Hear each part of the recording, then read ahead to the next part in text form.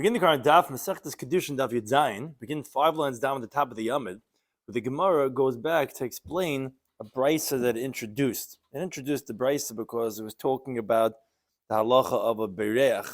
If the one who runs away, we said he's one of those who doesn't get hanaka, doesn't get the gifts when he leaves his slavery.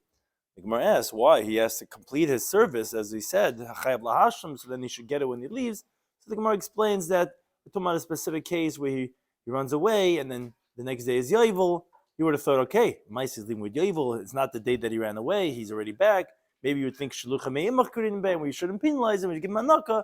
Kamashwallah was saying that no, since he had ran away all that time, he's not going to get the Hanaka. Now, once we introduced that brisa, which one of the case was, you would think even if he's sick also, he wasn't around the whole time, he shouldn't get it. And they're saying, no, but Shvias Yetze, the Gemara discusses that halacha. Just corresponds to Bakazach and Cheskot, time Davachaim, shouldn't turn today's Dav. Be il nishma for Shloimy ben Chaim David. Should be at least neshama, a big paisik. His son is joining us, so it should be il neshama. So we're discussing today's daf are kama manikim. How much do we do for Hanukkah when you give him the gifts? What's the quantity of the produce that you're giving him, and also what do you give him from? Manikim we call David. We give him Hanukkah from everything, because there are certain items mentioned in the Torah, and then there's a machlekes regarding excluding the items that is specifically mentioned in the Torah, because we're telling you that you wouldn't give kasafim, or maybe you wouldn't give him prados, you wouldn't give him mules. And the Gemara tells us that the reason why it tells us specific things is to tell you nisbarach habayis begloloi, regarding if the house is blessed because of him, that is possibly how much you're going to give proportionally according to how much bracha came because of him. Then the Gemara goes on to discuss on Amud Beis regarding Oved ben Babas, regarding if after the master dies, you serve the son or the daughter, and some of the other terms and concepts in today's daf are Akim Yerushes Aviv, regarding that a non-Jew inherits his father, but however Geras Ha'akim is midrabanan. When he converts the child, really he shouldn't inherit his father that's not Jewish, but rabbinically, as the Gemara will tell us why he inherits, and then the Gemara discusses what's Akim Esager v'Geras Hager. Regarding the convert, his child is still not Jewish, or if his child converted with him, there possibly they won't get any Yerusha at all. To begin the current Daf Yomi, 5 lines down at the top of the Amid, Amamar, we had quoted on the top of this Amid from just the previous line of the previous Daf, Amamar, Yochel Filachala. We had said that if the guy runs away, that he has to make up the time missed from his slavery. So the Brisa says, Yochel Filachala, you would think even if he became sick, would be the same thing. It says in the pasuk, no, it goes on their 7th year, that no matter what, even if he was sick. So on this halacha, the Gemara asked, really? Let's say you buy a Jewish slave, a Eved Ivri, which this is the halacha that we're speaking about. This was from our previous Mishnah. We talked about the first Mishnah was Ish and Niknas, second Mishnah is talking about the king of an Eved Ivri. So it's really, let's say you bought a slave for 6 years, and it's given out karanka. This is what you get. You bought the slave, and he was sick all 6 years. Even so, you're going to tell me he goes out in the 7th year just like that? But in the Brisa that says, let's say he was sick for 3 of the years, and he worked for 3 of the years, then he doesn't have to make up the time that he was sick. If he is sick all 6 years, then he has to go ahead and make it up. So you see that you just can't be sick all the time. So Rav Sheshet says, it's not difficult because we're talking about where this guy would do needlepoint, even when he was sick, which is very easy to do. That's where we had learned that even if he was sick all 6 years, he doesn't have to make it up because he was doing work. So therefore, if he was sick the whole time, he didn't do anything, you would have to make it up. But if he was sick, but he was doing needlepoint, so then he wouldn't have to make it up. Something done, or there was Shabbos that certain value, or is that he was doing something? Right, it sounds like he was doing something. Right, it's a good shayla about how much was that, but it sounds like as long as he was doing something, it doesn't say otherwise at least. Now the Gemara, however, has an internal contradiction. Hagufa kasha, you first say chalash shalosh v'alvit shalosh. You say, okay, if the guy is sick 3 years and he worked for 3 years in chayv lahashim, doesn't have to make it up. Arba sounds like Chav Lahashim, but let's say it was already the majority. Let's say already 4 years that he was sick. then you would have to make it up. Well, look at the Seifa. The Seifa says, all 6 years he has to make it up. Hadal, it sounds like it was only 4 years he was sick. Doesn't have to make it up. So which one is it? Says, this is what the Bryce was saying. If he becomes sick for 4 years, it's as if he was sick the whole entire for 6 years, and he would have to make it up. So that's what we're saying. We said when he was sick only for half the time for 3 years, doesn't have to make it up. If he's sick more than half the time, it's like he was sick all 6 years and he would have to make it up. Which interesting, Taisus brings that someone to say over here that if someone hires Malamed, a teacher for their children, if half the time he's sick, so too, they wouldn't have to make up their time. Like the halach of Eved Ivri, they would take the whole wages for the 6 years because they were nuisance. It has a whole discussion regarding differentiating between Eved Ivri and between Malamed, but just interesting how some want to draw the parallel of it. The guy, you hired him for a job, and the guy is out sick, he has this, he has a cold, he has this and this and that.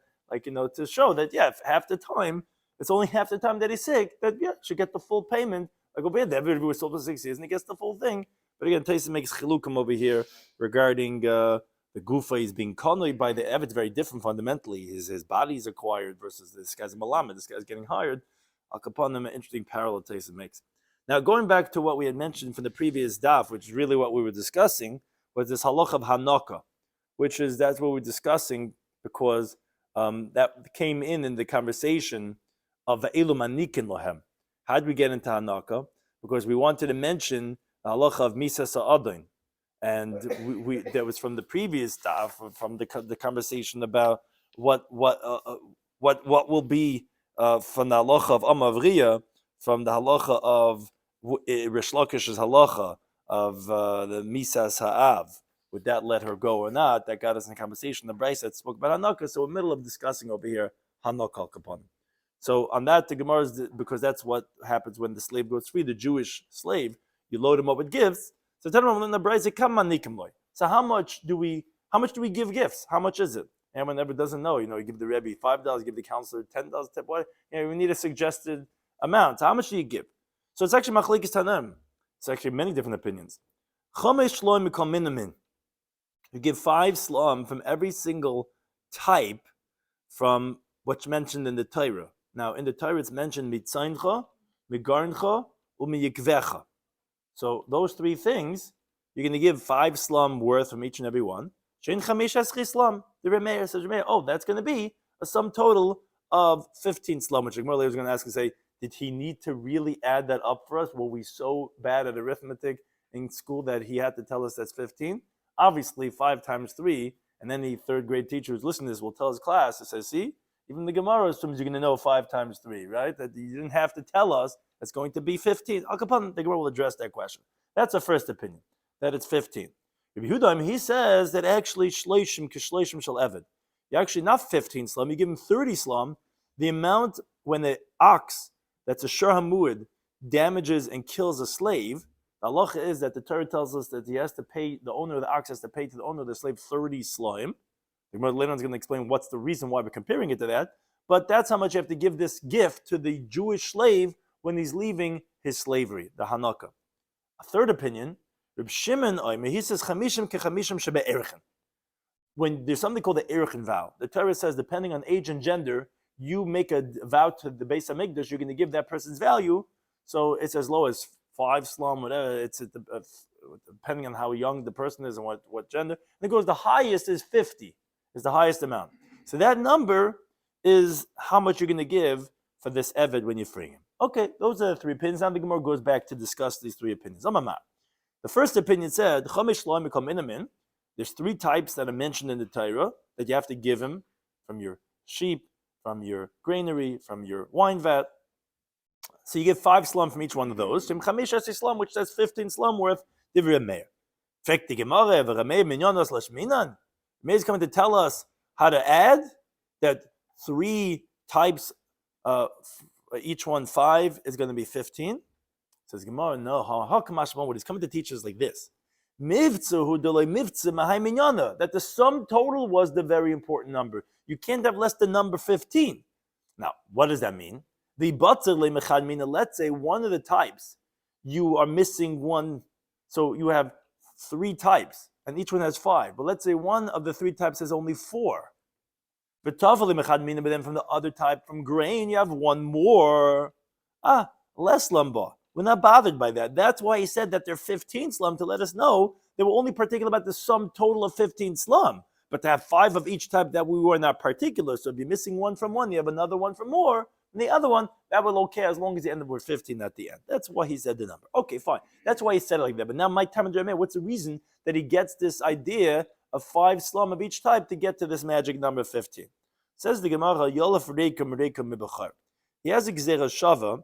It says over here by the evident, Devarim Tezvav Loisa Shachenu Reikam, don't send the slave empty-handed. Okay, that's our context. Now it also says by Pidnya Ben in Shemais Lamadalid, it says B'chol B'chor Benecha Tifta, every firstborn of your son you should redeem. And it says V'lo Yiroi Panei Reikam, don't see my face empty-handed. Now, although that is generally translated as Ali L'Regel, but in the pasuk of Pidnya Ben, it mentions Reikam. And then mentioned over here by the slave sending him free by Hanaka also Reikam. To teach us, just like over there. By Pidnya Ben, we know that the Pidnya Ben is with 5 slum. So over here, it's going to be that Reikam is teaching you, don't send them without the 5 slum, times the 3 types mentioned over there, which is which are some total of 15. And you don't have the time of the Torah where there's potential Gzera Shav that's not used? So Gzera Shav, we're going to mention actually very soon that Gzera Shav, we can't make it up on our own. It's a Messiah from Halacha Moshe Sinai. So that's why we knew that it's... Not just yeah, you can't make it. You can make it a Kabbalah Chaim, you can't make it a Gzera Shava. So they knew that it says Reikam, and then sometimes they're machlek exactly what was the Gzera Shava, but we're not making up just saying it says the word here, it says the word over there. Now, says the Gemara, but how do you know to make it 15? It says Reikam means 5. So how do you know to make it 5 of each one, to make it 15 total? Says the Gemara, I'll tell you why. If it would have said the word Reikam at the end of the pasuk, let's say it would have said Hanik Tanik Loi, load him up, mitzayncha, megarincha, mikvecha, and beloy tishachena Reikam, and don't send him empty-handed. So if it would have said Reikam at the end, so then Kedikam, it would be like you said, because from everything mentioned, from Tzayncha, Garincha, mikvecha, and it would have had afterwards the Reikam at the end, it would have said, okay, the 5 slum is from them all. But Hashdach said Reikam Bereshim, now it says the word Reikam beforehand, before Hanik Tanik. So Shadi Reikam Atzayin, Reikam Agoyrin, Reikam Ayakev. So the word Reikam is going on all of them, that each one of them is going to get Reikam. Each one of them is going to get 5 slum. So therefore, that's how I knew it's going to be 5 of each one, which can be a sum total of 15. Says okay, but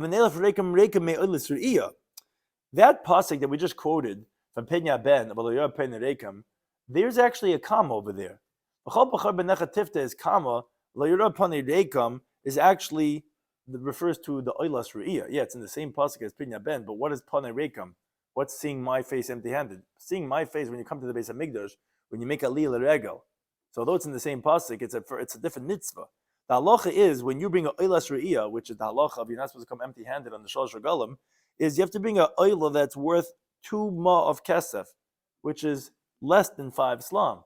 So why are you saying that it's specifically going to be the halacha of 5 slum? Which actually Taisa asks, he says, well, how do you know oilas re'iyah itself is going to be 2 mana? Two ma, you should learn that from the Pidnya Ben in the same pasuk. It should be 5 slum. Said maybe it's halacha Moshe Sinai, but akapanim. But we know that it's 2 kesef. So why are you learning out from Pidnya Ben from the first half of the pasuk? Learning it out from oilas re'iyah itself. Says the Gemara Makra, no, because the pasuk says at the end of Hanik Taniku, it says Asher Beiracha Hashem Lekecha, that Hashem your God blessed you. So the word Beiracha has come to teach you that you should expound the pasuk to include, because bracha is as well known from Nefesh HaChaim, is a terminology of abundance, of overflow. So therefore, it's Asher Beiracha is coming to teach you that what's more and not what's less. So therefore, if I have a choice to learn at Reikam from Pidnya Ben, which is 5 slum, or from oilas re'iyah, which is 2 more kesef, I'm going to learn from the one that's more, which is the 5 slum, and that's what I'm making the Gzera Shava from, and that's how we knew it was 5. And again, times 3, because of Reikam was before the words, it's going to be times 3, which is going to be 15. That was the first opinion of that the Hanukkah is going to be, he was the least amount of 15 slum. Now, the next opinion was more.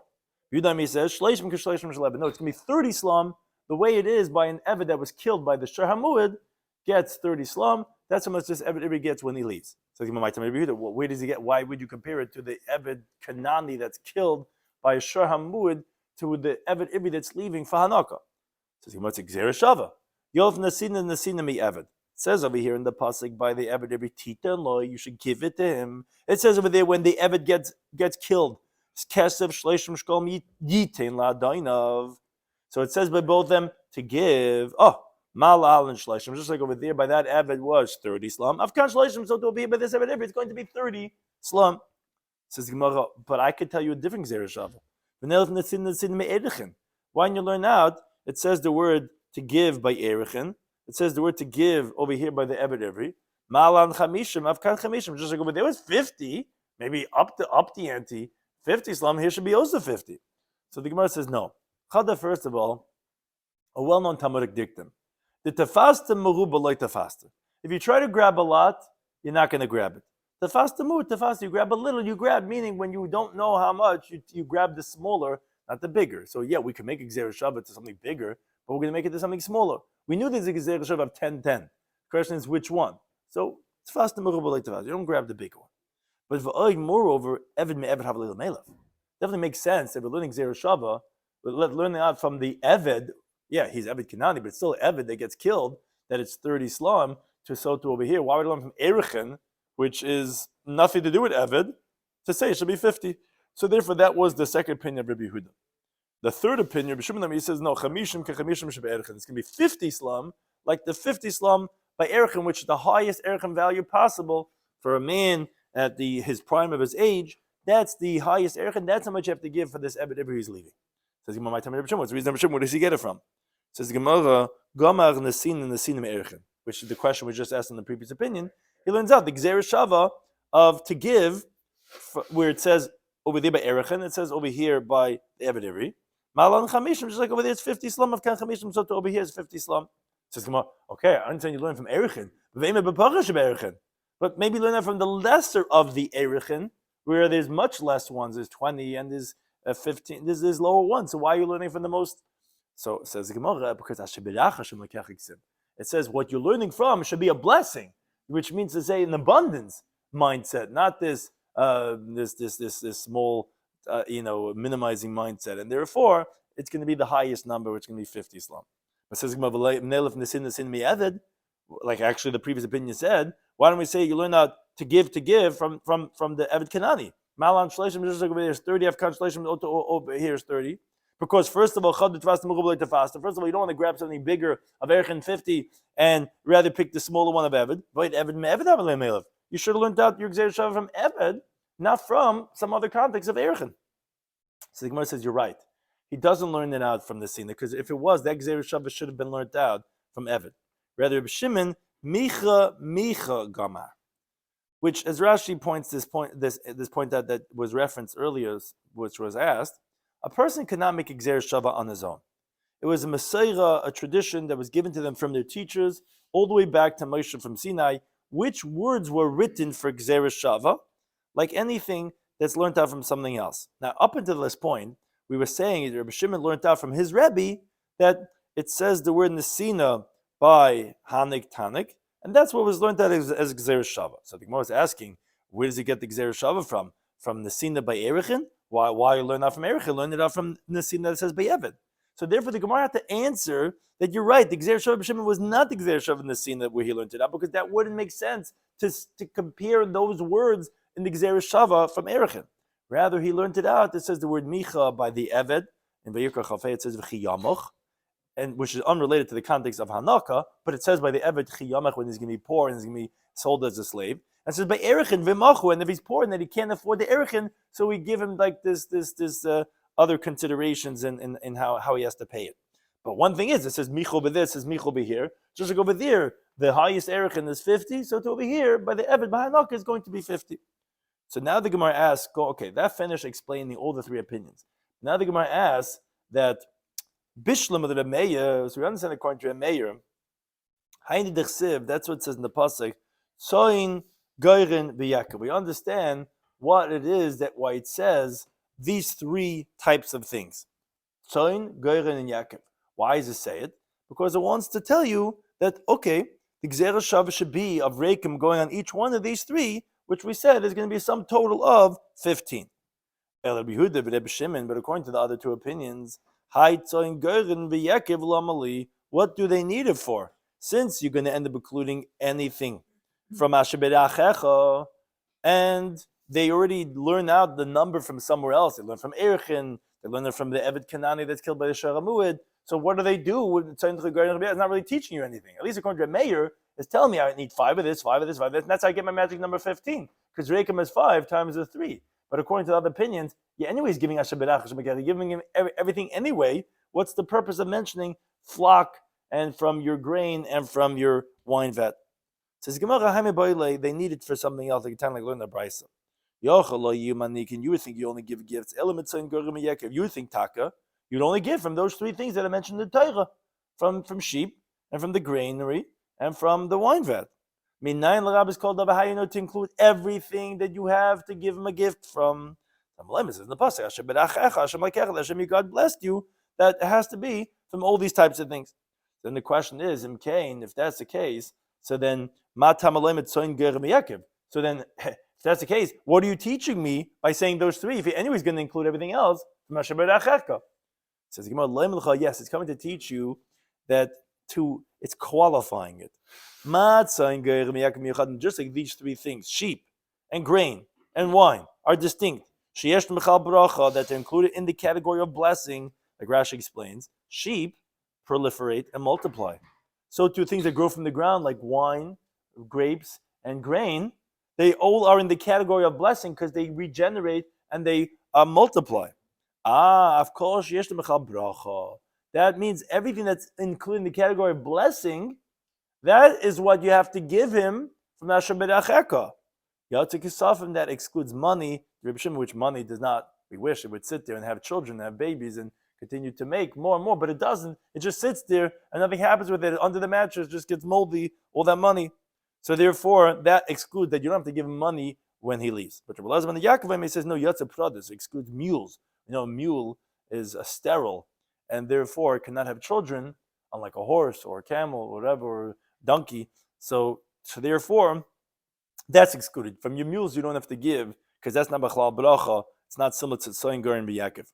Now, the Gemara explains that why the other ones disagree with the other ones. Rabbi Shimon, why doesn't he exclude mules? Because Prodis Meshabchem B'Kufayu. Because they actually are B'Chlal Bracha, because their own body could get stronger. It could be part of B'Rava, not in another entity, another being, but it itself could. And Rabbi Elazar ben Yaakov, why does he not exclude money? Because Ksafim of B'Eska, what do you mean? Money does multiply. You could do business with money, and you could suddenly see your $5 become, look at any presentation that they give. Look, your $5 can become $25 million in over 3 weeks. 3 weeks, that's all it takes, right? You just have to know what to do. But Al Kapanim, it could be part of it, it could be B'Chal Bracha, and therefore he holds that's not excluded. Now the Gemara says Tzricha. Now all 3. Now if you just wanted to say it has to be B'Chal part of it, just say Tzayin or Gorin or Yaakov. Why do you have to say all 3 of these to teach me that lesson? So the Gemara, they were necessary. Why? Because had we only said sheep, I would have said Balachayim, only living creatures. But Gedula Karkalai, I would think somebody that grows on the ground would not be included in Hanaka, in giving him the gift when this Ebed leaves. So it says granary to tell you that no, that also is necessary. Because of Garin, had you written grain, I would have said, okay, Gedula Karka, and only what grows from the ground. But Balachayim, living creatures, not. Because had to say sheep. Now the question is Yaakov Lamali, but you're not really learning anything from Yaakov then. Because Yaakov is the same as Goyrin, so it's not really teaching me anything more. Says the Gemara, you're right. That's the source for these 2 different opinions that we just mentioned before. Lamar, according to one, that's Lamu'ute Kesafim. The reason why I'm mentioning Yaakov is extra to teach me to exclude something that maybe you would have included, because like we see the other opinion does include it, is to exclude money. Lamar, and what they pass, according to one, the other one's coming to exclude produce, the mules. In other words, don't say Asher B'Achecha is a riboin that's including everything, because we're including things that grow from the ground and living creatures. So you would think to say money or produce would be the same. Therefore, we needed Yaakov to say no, another criterion to say that we're excluding something, which is either going to be money or mules. Which Taisus doesn't like it. Taisus learns it actually as a from a different angle. But upon them, that's the simple translation of the Gemara. That's what Yaakov is coming to teach. Now elaborating on these halachas of Hanukkah. So it says in the pasuk, as we mentioned before, so you have to load them up from your sheep and from your granary and from your wine vat that Hashem your God blessed you. That's what titan you have to give him. Now says the Brisa, you would think if the house gets blessed because of him, then okay, we had a great years when you were here, and we have our appreciation, so we're going to load him up with gifts. But let's say the house was not blessed because of him. During the years that you were a slave, we actually suffered through COVID, and we had a great depression and whatever, so we're not giving you anything. You would think, I'm not going to give him gifts, because it says, Hashem blessed you. You didn't get blessed with him. No, it says, Hanik Tanik. Load him up, you should load him up, which is Mekam in all situations. Same case, if that's the case, then why are you saying that Hashem blessed you?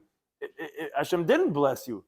So all that means to say is everything according to the blessing, that's how you should give him. In other words, if Hashem blessed your house because of him, then increase the amount that you're giving him on the Hanukkah. If not, okay, at least don't diminish what's written in the pasuk. So you always have to give him. But Hashem is coming to tell you that then if you did get blessed more, then you have to give more. That's the Tanakama. He says that Dvarim Kiksavim, the words are as they're written. If you read the simple translation, it's telling you the house gets blessed because of the slave, then you load him up. If the house was not blessed because of him, you don't load him up with gifts. So then the question is, the Tanakama said, that's like superfluous to tell you that in all situations you give him gifts. Rabbi Lazar doesn't agree to that. He says that's simply the Torah talks in the way human terminology, which is redundant, and that's how the Torah talks, and there's no drasha that it's coming to teach us, and therefore he disagrees with the Tanakam. Now, Tanakam learned a brayso regarding a halacha that we had previously mentioned, that what is it when the master passes away? We said misa sa'adan. So regarding that, the brayso says Eved Ivri, Eved Esaben, the Jewish slave works for the son. Let's say his master dies, he'll continue working for the son until the 6 years are done, or he reaches the yavel that comes before that. But ve'eno Eved Esabas. But he won't work for the daughter. If, let's say, the guy died and he doesn't have a son, it's just a daughter, the Eved Ivri does not have to work for her. Amavriya, the Jewish maidservant, let's say this 10-year-old girl, let's say her master dies, she doesn't work, not for the son nor the daughter that take over. Hanirtza, regarding the Eved that he wanted to stay after the 6 years, he wants to stay on, he gets a hole in his ear, or regarding the Jew who sold to a non-Jew, he doesn't work. In these two cases, they don't work for if the master dies, not for the son, not for the daughter. So that's the halacha of the brayso. And the Gemara now goes through in detail to explain this halacha of the brayso. So he said the Jewish slave works for the son if the father passes away, but does not work for the daughter. Says where do we know such a fact from? So the Gemara says, turn about the brayso.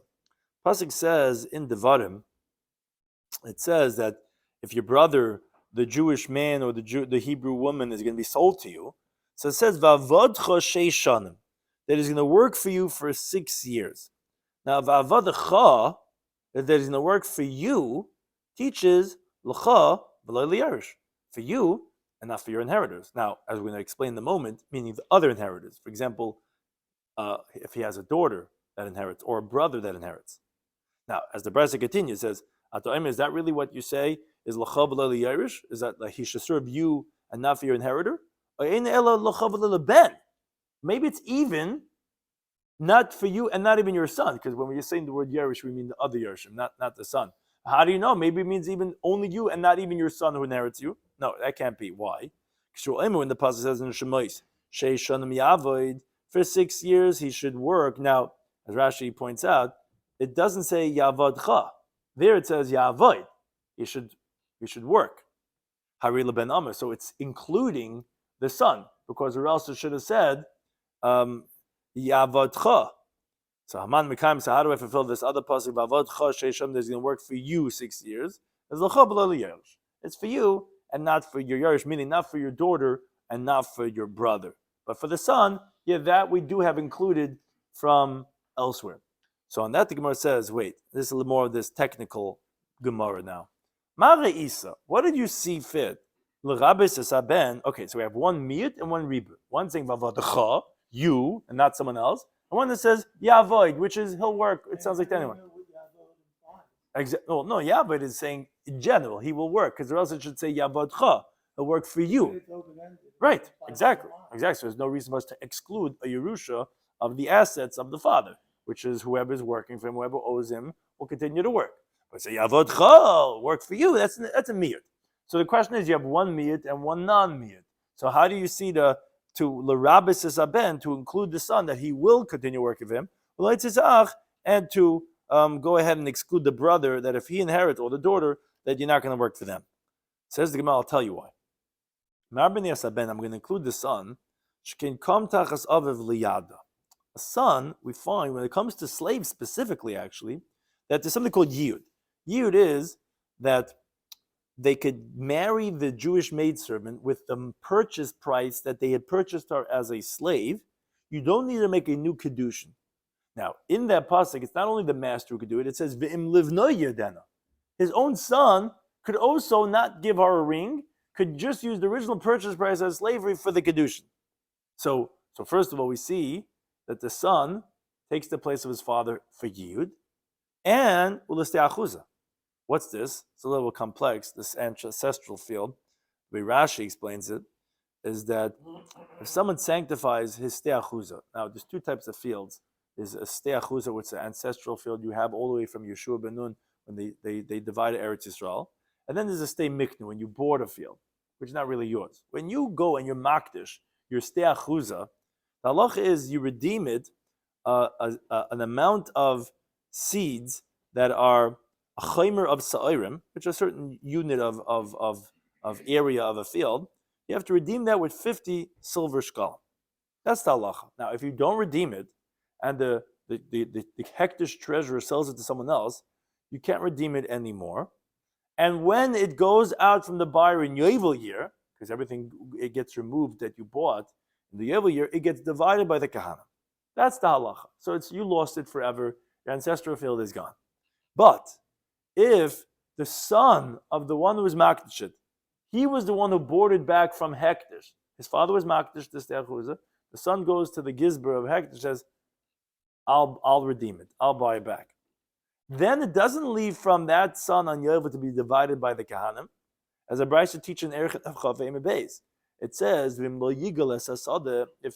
they're not going to redeem the field, who's not going to redeem? The Bailim.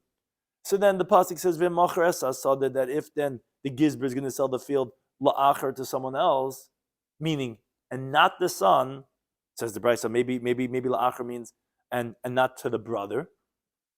How do you know not to the son? How do you know the son's not considered an acher? No, because when it says la'ish, that's including the brother. So what am I getting? Well, who's la'acher? Means la'acher b'loy leben. And the Brisa says, how did you see to include the ben and to exclude the brother? No, I'll include the brother.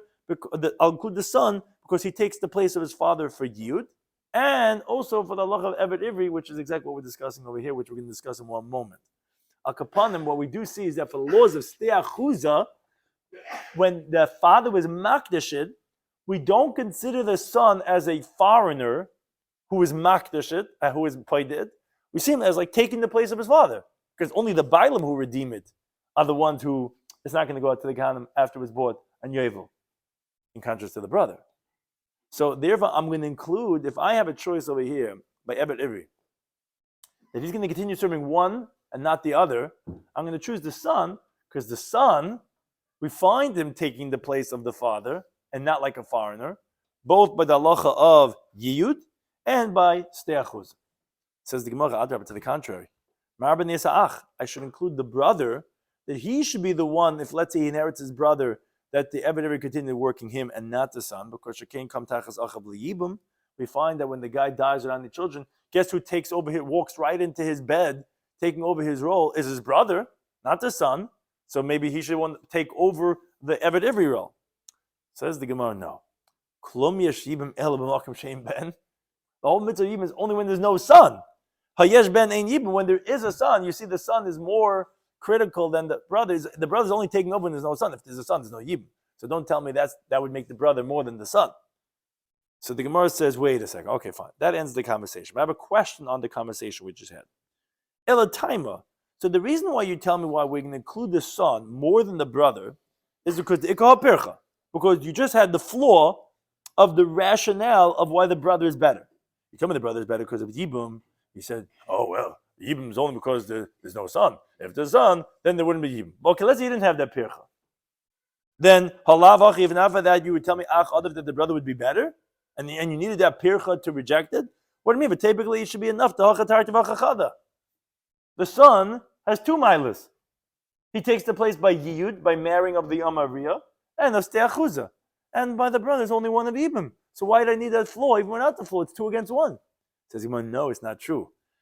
Because Steachuza Nami, by the law of the ancestral field, that the son's redemption is like the father's own redemption. It's this same question that gave us the points for that win also. And without that pircha, you wouldn't have that one either.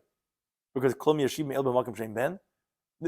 In other words, if I didn't have the pircha of klum yashibim, we wouldn't have the son having 2 points and the brother having 1 point. Because by ste'achuz, it doesn't say explicitly that if the son redeems it, it'll be like the father redeemed it. And it doesn't say the brother explicitly. It's only because the son takes the place of the father by Yiyud, which that explicitly says that we're going to include the son. And that the Bryce over the ass is to the contrary. I should include the brother because he takes the place of Yibam. So we have to answer, but is there only Yibam only when there's no son? But if there's a son, there's no Yibam. So there also, you cannot learn out that, here's 2 and there's 1. Because each one is actually only 1.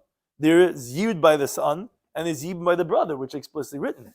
Ste'achuz, I only know because klum yashibim b'makom ben.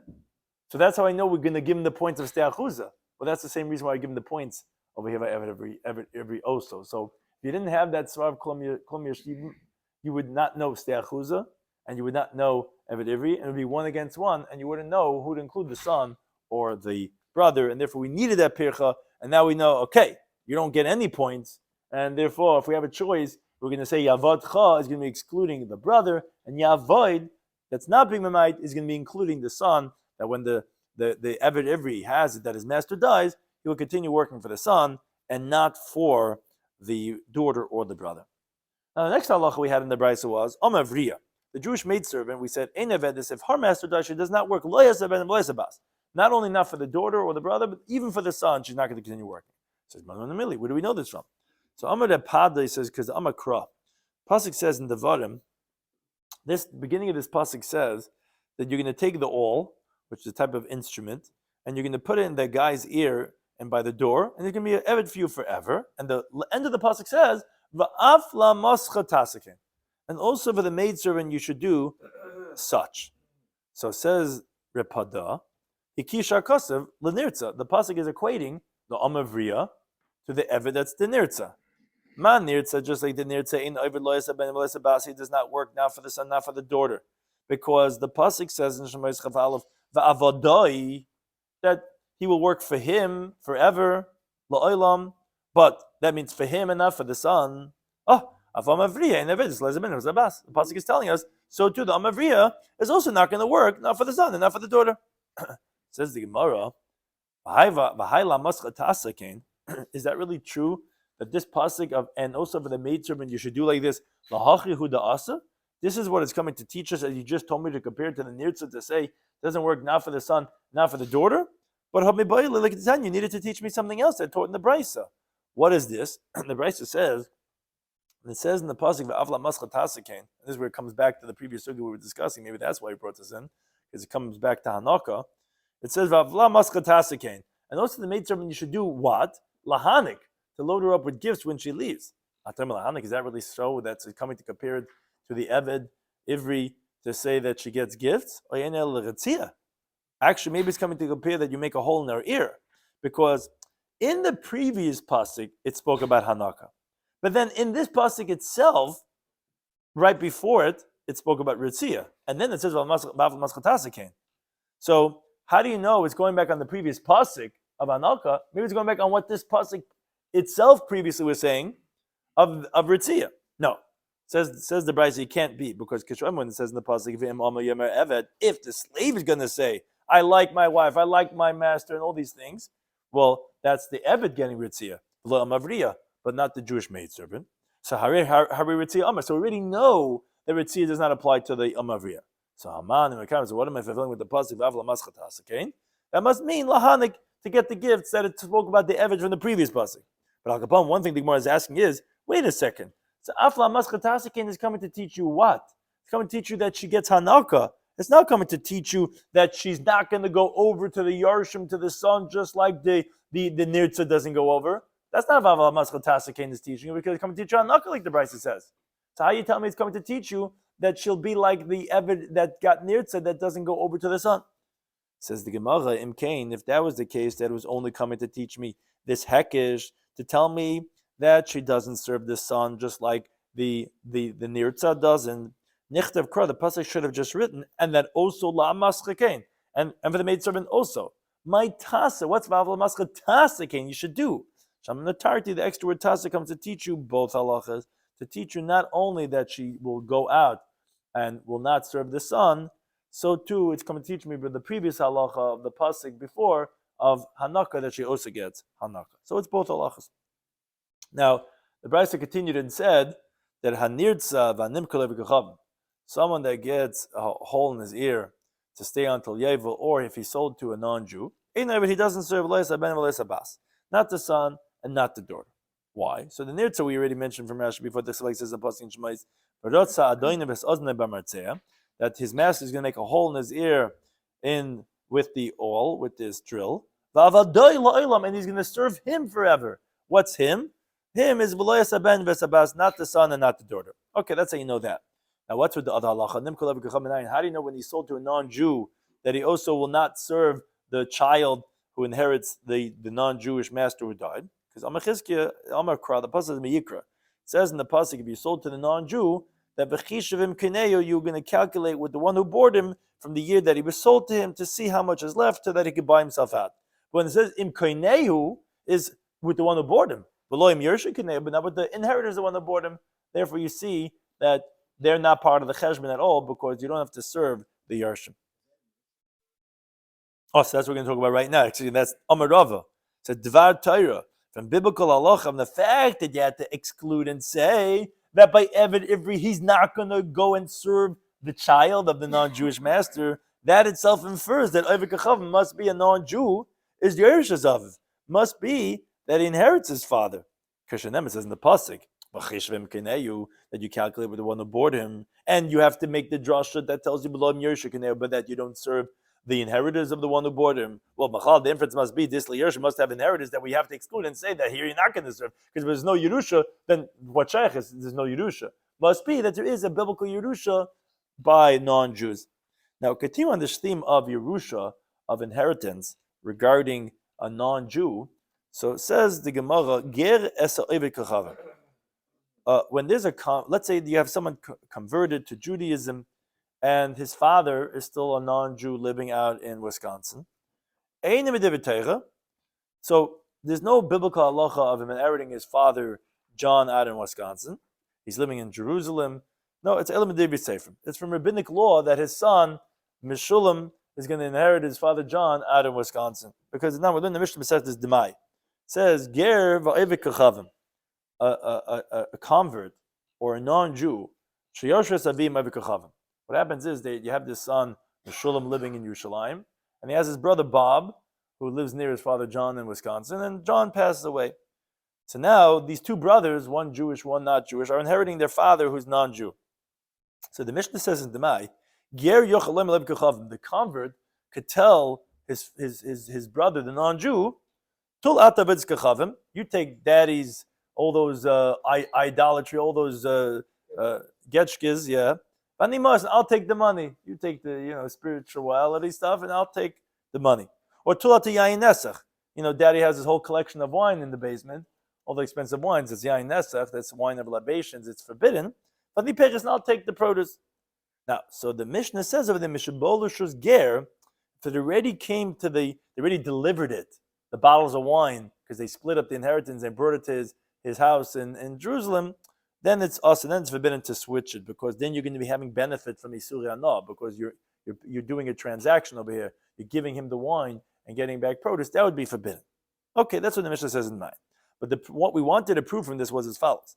If you think to say that Meshulam, the ger's inheritance of his non-Jewish father John, is biblical, so then even if it never came to his property, to his possession yet, the moment his father passed away, he already biblically inherited in half of it.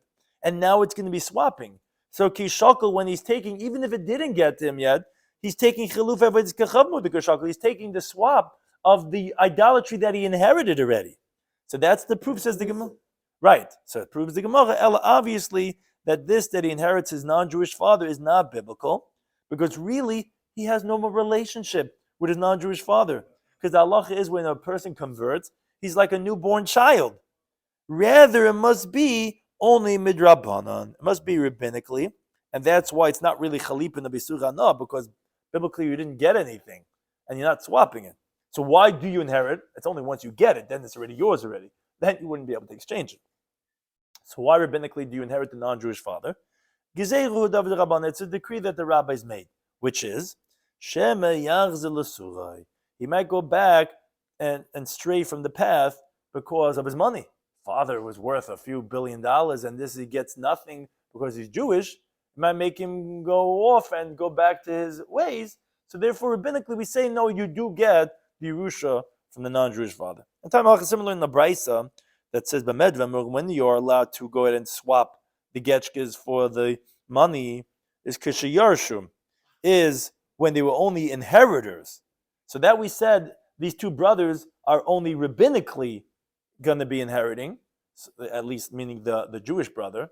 So therefore, that's why we said they could swap it. But let's say these two brothers were partners in the Getchke business, and then he goes and he becomes a convert. That would be forbidden because of the same reason, because of Isur Hanoah. There's only one son that's a Goyish father. Yeah, then it would be us. He had to mafker. Yeah, whatever it is, whatever you have to do for Avodah Zarah, you wouldn't be able to have enough from it.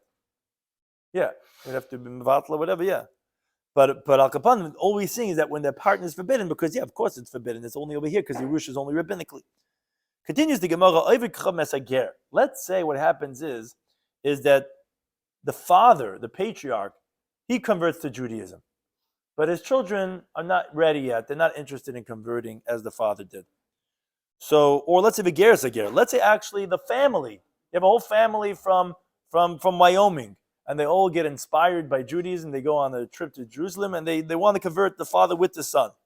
So here actually, here the child will not inherit the father, even if they're all Jewish, not from biblical law and not from rabbinic law.